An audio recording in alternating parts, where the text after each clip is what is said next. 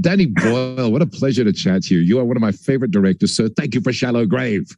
Oh, wow, cool. Thanks, Alex. What a film, and what a way to start your career. A lot of people, especially this side of the world, are unaware of the fact that you started in live theater, directing there, moving on to television. You've done your bit in terms of the natural progression. Is that still the way for British cinema? I mean, I know it's golden days. The Brits clean up everything over at the Oscars, you included. So is it still the way, and is it still a healthy film industry in the UK? I think so. It's particularly, I mean, now, like I think everywhere in the world, it's kind of rebalanced towards streaming and the television giants, you know, these new partners in the world, Amazon, Apple, FX, Disney. I mean, it's just like, it's extraordinary the way the world's shifted. So the work has changed to there. And there are certain things that are different about working for television than working for film. But yes, we had problems actually hiring enough crew, because there's so many jobs out there at the moment for people. I don't know whether that will remain the same. There's bound to be ups and downs of the business, but it looks pretty healthy at the moment for employment, certainly, yeah. But it certainly is golden age of television, isn't it, really, right now?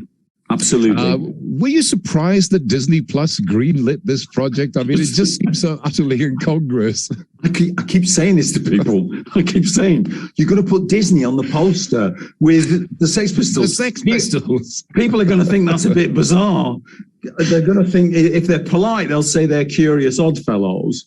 And I can't speak what they would say about it being impolite, because it's very, very strange, yeah. But they were, truth be told, they were great partners. They gave us the money and they let us get on with it, you know, and they didn't kind of say, you can't do this, you can't do that, or anything like that. You know, it was like we were allowed to get on with, and do whatever we wanted to do. So they were exemplary, actually, really. And now, of course, given their world reach, they'll get the show out there to everybody around the world who wants to watch it. So that's a huge plus. You know, their reach is enormous. And oh, absolutely. Yeah. Are you expecting, because, you know, from where I'm sitting, this is the kind of, I mean, I know that the Pistols impacted the United States as well, but primarily towards the end of the gig, and the whole breakdown and the catastrophes. Is this the kind of thing that's going to resonate outside of the term the colonies springs to mind, South Africa, Australia, all the speaking places that actually embrace the Pistols? Yeah, those of us who are aware of British culture, British pop culture, really, is what we're talking about. Mm-hmm. I certainly hope it will hit home and be a pleasure for people to watch, because they can see what a shitty place Britain was in the 70s. Wow, some of the footage that you have put in is absolutely, it's harrowing. It is absolutely, you've painted the most incredible picture of how bleak it really was. But it really was, Alex. I remember it. I'm old enough. I'm the same age as Steve. I remember it. It was a miserable place. Truly miserable. And what the Pistols did, in many ugly ways as well as many magnificent ways, is they just blew that up. They just said, no, that's unacceptable. Mm-hmm. Fuck that. And they just got rid of it. And what came in its place was actually Thatcher.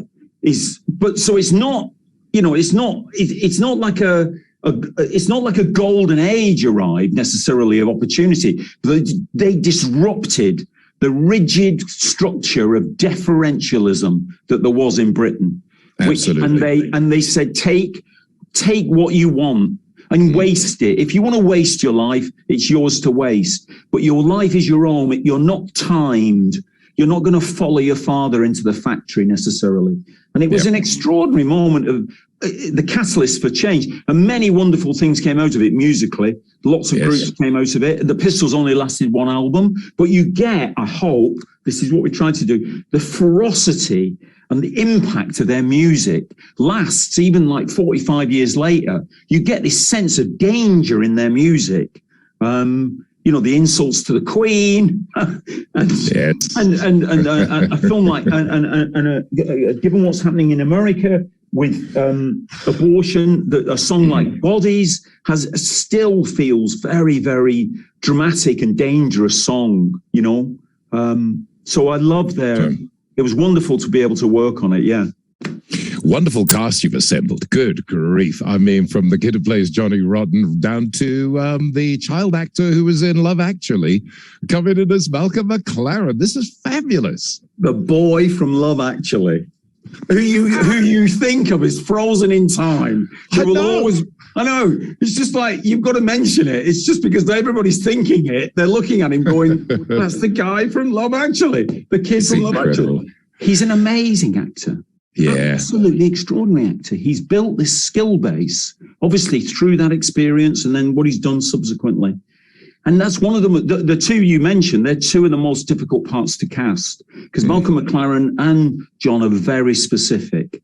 Yes. Their voices, and that's what those two actors, Anson Boone and Thomas Brody Sangster, that's what they did, was they sort of did the voices first. They got it through the voice first and then built all the mannerisms and the characteristics and the costumes and the hair and the makeup and all that kind of stuff to go with it. But yeah, they're a wonderful bunch of, it's a great new generation of actors, actually. I was really aware of it. I suddenly thought this is like from my day, it was Daniel Day-Lewis and Gary Oldman, those kind of actors. And these feel like another bunch who could take on that mantle, There's a breakout star in every role in the series. Yeah. They're great roles because it's very dramatic. The Pistols, so there's no half measures. You can't go in and mumble your way through it. You have to act, so they get on with it. Yeah. The soundtrack is incredible. I particularly love the way you segued from the Pink Floyd track into the I Hate Pink Floyd. I mean, the soundtrack is wonderful, but here we are in 2022, around the time this whole thing was set, was 76. It was the Silver Jubilee. Here we are in a Platinum Jubilee. Is Great Britain still great? It certainly is for film. And for music, we've always been pretty good at music. Those are the things I'm really proud of. I think we've built an economy out of it. Do you know what I mean? It's it's literally culture, and for such a small place, our cultural exports are really important and valuable. And I think they also come from everywhere in Britain. They're not class-based, And one of the things they did as a group was they said, people shouldn't exclude you because people are telling you you're not qualified. You're actually valuable. If you've got something to say it. And a lot of people have, and there's a huge talent pool in Britain, and you're seeing it emerge. You'll see it emerge all the time. And it's built, the confidence comes from that you have elements like Pistol like the Sex Pistols in your history, in your culture, And they have to bring it to a broader audience. And I'm so looking forward to the rest of the country seeing this one. Pistol, 6-part series, debuting on Disney+. Danny Boyle, thank you so much for your time. It was a real honor. Alex, very nice to meet you. Cheers, man. Cheers, mate. Jacaranda FM.